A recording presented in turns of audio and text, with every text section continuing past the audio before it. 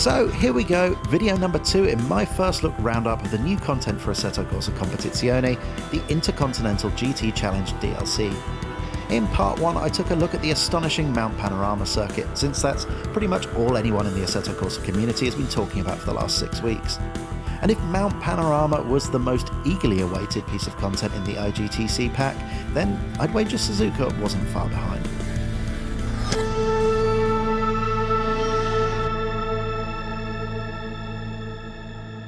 Hello fellow sim racers. Suzuka is a place that needs no introduction. It's a driver's circuit, it's a racer's circuit.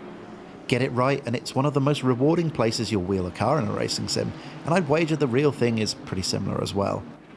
But if the car isn't living up to its end of the deal, or you're having an off day, it can be a pig. Which is to say, Suzuka is pretty demanding, but you all knew that already. It always features in drivers' best circuit lists, and it's a go-to in every racing sim that features it for most of us. And thanks to Stefan Rattel's plans for global GT3 domination, we can now experience what is, without shadow of a doubt, one of the world's great racing circuits in Assetto Corsa Competizione. And doesn't it look the part? Suzuka, of all places, is somewhere that oozes atmosphere, and ACC is, in my opinion at least, the best platform for capturing some of that magic. Like Spa, this is one of those circuits where seeing the rain roll in feels right. Right, but mildly concerning.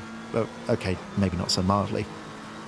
Anyhow, between the stunning visual representation of the circuit itself, the weather engine, and the lighting effects, there's definitely something about this place in ACC.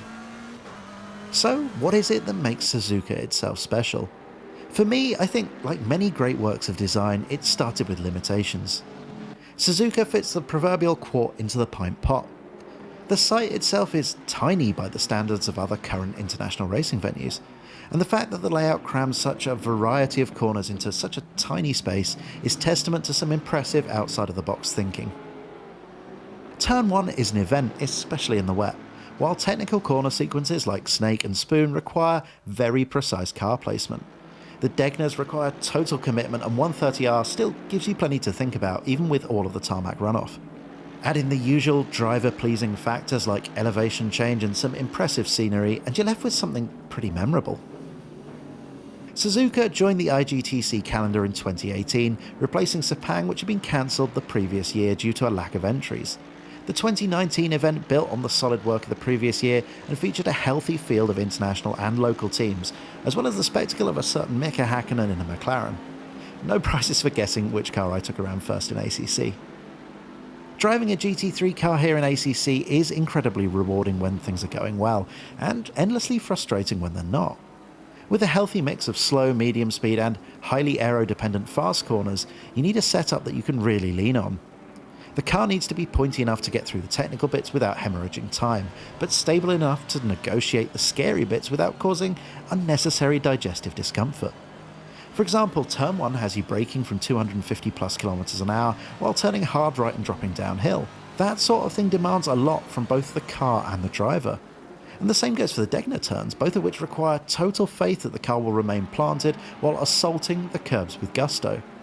But that's what you want as a driver in a racing sim, or at least that's what I want. And Suzuka definitely provides a suitable challenge. As I mentioned in the Mount Panorama video, there's only so much you can really say about a circuit's implementation in a racing sim without it getting monstrously dull. And the problem's compounded by the fact that the quality of the circuit content in ACC is incredibly consistent. But then again, it should be. That's a big part of the upside that comes with specialising on one modestly sized racing series. So really, Suzuka is very much continuing the standards set by the European circuits in ACC, which is to say that it's fantastic. And once you're done pinging off the walls going over the top of the mountain at Bathurst, I can safely say you're going to love the slightly more refined but equally rewarding challenge that is Suzuka in ACC. So that about wraps things up for this first look at Suzuka for Assetto Corsa Competizione. I'm about halfway home now, and later on today I'll be publishing videos about Kyle Army and Laguna Seca, followed by a very long lie down in a very dark room, which hopefully won't be featured on the channel.